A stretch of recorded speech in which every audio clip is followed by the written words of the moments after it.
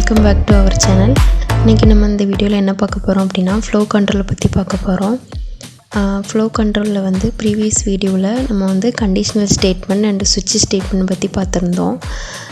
இப்போ ஒரு ஃப்ளோ கண்ட்ரோல்னால் என்ன அப்படின்னா நிறைய கண்டிஷன்ஸ் இருக்குது, அது வந்து எப்படி ஒர்க் ஆகுது அதை பற்றி பார்க்குறது வந்து ஃப்ளோ கண்ட்ரோல் அப்படின்னு நம்ம சொல்லலாம். இந்த வீடியோவில் வந்து நம்ம வந்து லூப்ஸ் அண்ட் பிரான்ச்சிங்கை பற்றி பார்க்கலாம். பிரான்ச்சிங் அப்படின்னா ஒரு டிஃப்ரெண்ட் பிளாக் ஆஃப் கோடை வந்து கண்டிஷன்ஸ் பேஸ் பண்ணி பெர்ஃபார்ம் ஆகுறத பிரான்ச்சிங் அப்படின்னு சொல்லலாம். எக்ஸாம்பிளுக்கு நம்ம வந்து ஆல்ரெடி நம்ம கண்டிஷன் ஸ்டேட்மெண்ட் வந்து யூஸ் பண்ணியிருப்போம், அதே இதுதான் எக்ஸாம்பிளுக்கு சொல்லலாம். லூப்ஸ் அப்படின்னா என்ன அப்படின்னா ஒரு ஸ்டேட்மெண்ட்டு அல்லது ஒரு பிளாக் ஆஃப் கோடு வந்து அதனுடைய கண்டிஷன் வந்து ரீச் பண்ணுற வரைக்கும் ஒரு மல்டிபிள் டைம்ஸில் வந்து எக்ஸிக்யூட் பண்ணுறது வந்து லூப் அப்படின்னு நம்ம சொல்லுவோம். லூப்பில் வந்து ரெண்டு கேட்டகரி இருக்குது. ஒன்று வந்து entry control loop, another one வந்து exit control loop. Entry control loop அப்படின்னா என்ன அப்படின்னா ஃபஸ்ட்டு வந்து கண்டிஷனை வந்து செக் பண்ணிவிட்டு அந்த கண்டிஷன் வந்து ட்ரூவாக இருந்தது அப்படின்னா அந்த பிளாக் ஆஃப் கோடு வந்து எக்ஸிக்யூட் ஆகும்.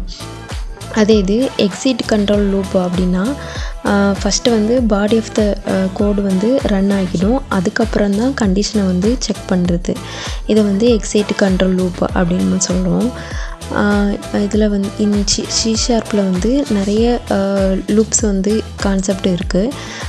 எக்ஸாம்பிளாக பார்த்தோம்னா for loop, while loop, do while, for each loop, இந்த மாதிரி நிறைய டைப்ஸ் இருக்குது. ஃபார் லூப்பு வந்து ஸ்பெசிஃபிக்காக அதனுடைய initialization values, condition, iteration values வந்து எல்லாமே ஸ்பெசிஃபிக்காக பெற்றிருக்கோம்.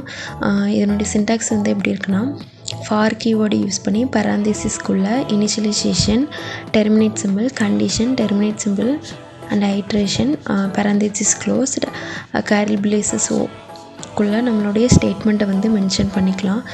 எக்ஸாம்பிளுக்கு பார்த்தோம் அப்படின்னா for int I equal to 1 semicolon I less than or equal to 5 semicolon I ++. இதில் வந்து இன்ட் I ஈக்குவல் டு 1ங்கிறது இனிஷியலைசேஷனை மென்ஷன் பண்ணோம், I less than or equal to 5 அப்படிங்கிறது கண்டிஷனை வந்து மென்ஷன் பண்ணுது, I ++ அப்படிங்கிறது ஐட்ரேஷன், அதாவது இன்க்ரிமெண்ட் ஐட்ரேஷனை வந்து மென்ஷன் பண்ணுது. இந்த லூப் வந்து எப்படி ஒர்க் ஆகுது அப்படின்னா இப்போ வந்து I ஈக்குவல் டு 1ங்கிறது நான் கொடுத்துருக்கேன், 1ங்கிறது 5 விட கம்மியான வேல்யூஸா அப்படிங்கிறத செக் பண்ணுது, லெஸ்ஸன் ஆர் ஈக்குவல் டு 5 அப்படின்னு கண்டிஷன் செக் பண்ணுது. ட்ரூ அப்படின்னு, ஆமாம் இது வந்து லெஸ்ஸன் ஆர் ஈக்குவல் டு 5 தான், ஸோ நமக்கு வந்து பிரிண்ட் ஆகும். I ஈக்குவல் டு 1ங்கிறது பிரிண்ட் ஆகும். அதுக்கப்புறம் வந்து இன்க்ரிமெண்ட் ஆகி அதுக்கப்புறம் வந்து 2 லெஸ்ஸன் ஆர் ஈக்குவல் டு 5 அப்படிங்கிறத செக் பண்ணும்.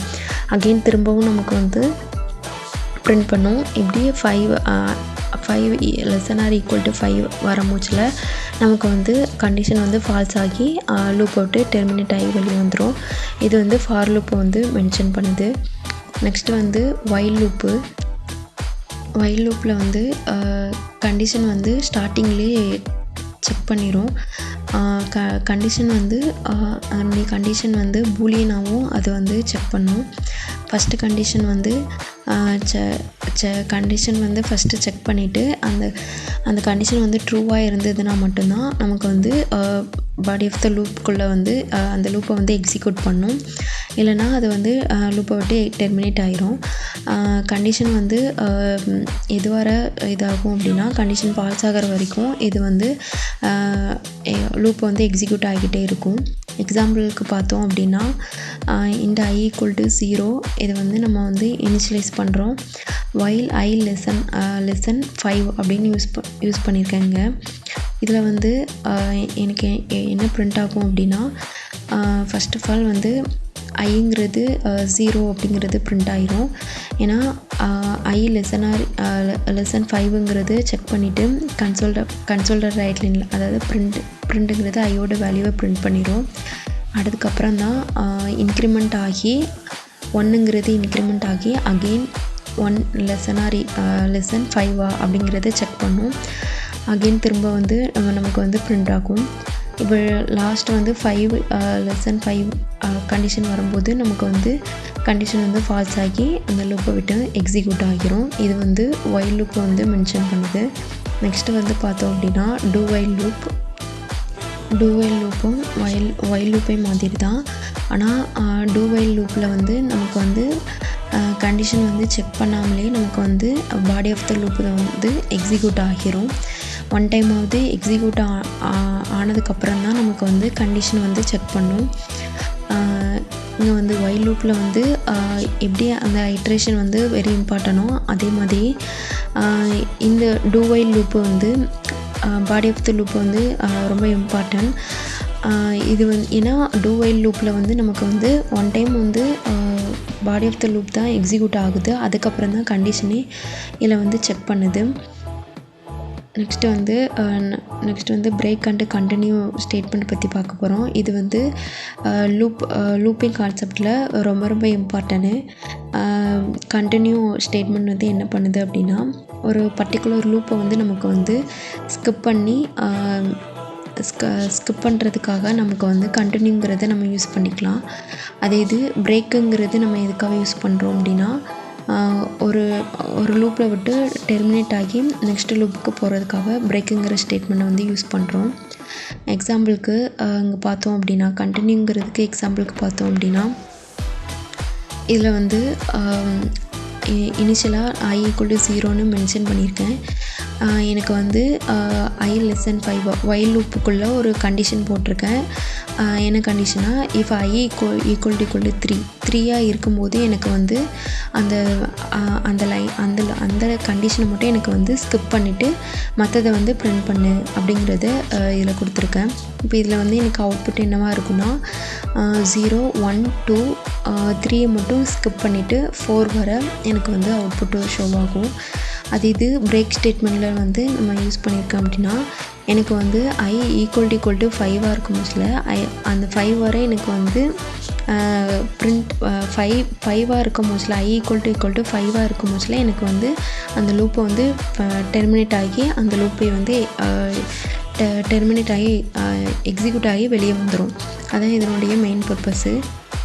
நெக்ஸ்ட்டு வந்து ஃபார் ஈச் லூப்னால் என்ன அப்படின்னா ஒரு செட் ஆஃப் கலெக்ஷனில் இருந்து நமக்கு வந்து டேட்டாவை வந்து பிரிண்ட் பண்ணுறதுக்காக ஃபார் ஈச் லூப்பை வந்து யூஸ் பண்ணிக்கலாம்.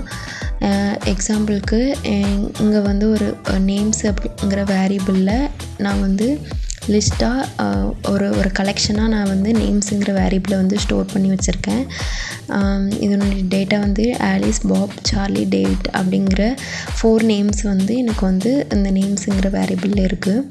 இப்போ நான் வந்து ஃபார் ஈச் லூப்பை யூஸ் பண்ணி இதில் வந்து எப்படி ஒவ்வொன்றா பிரிண்ட் பண்ண வைக்கிறேன்னா ஃபார் ஈச் கீவேர்டு யூஸ் பண்ணி பெராந்தசிஸ்குள்ளே ஸ்ட்ரிங் நேம் இன் நேம்ஸு, அதாவது நான் வந்து நேம்ஸுங்கிற வேரியபிள்ஸில் உள்ள டேட்டாவை வந்து நேமுங்கிற வேரியபிளில் வந்து ஸ்டோர் பண்ணுறேன்.